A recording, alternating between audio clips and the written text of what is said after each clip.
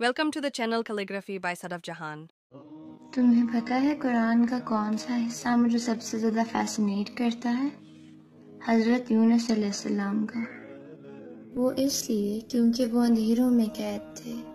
अंधेरों पर अंधेरे थे उनके इर्द गिर्द। मछली के पेट का अंधेरा, स्याह रात का अंधेरा, समुंदर का अंधेरा। वो अंधेरों के दरमियान घिर चुके थे, जुल्मात में। नूर की कोई रमक बाकी नहीं रही थी उनके पास।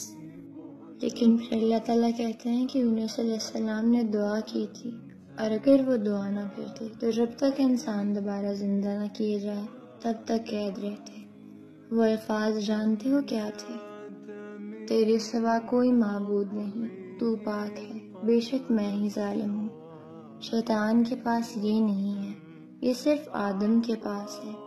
अपनी कोताहियों को तस्लीम करने के बाद खुद को जालिम गिरदान कर माफ़ी तलब करना आदम होता है।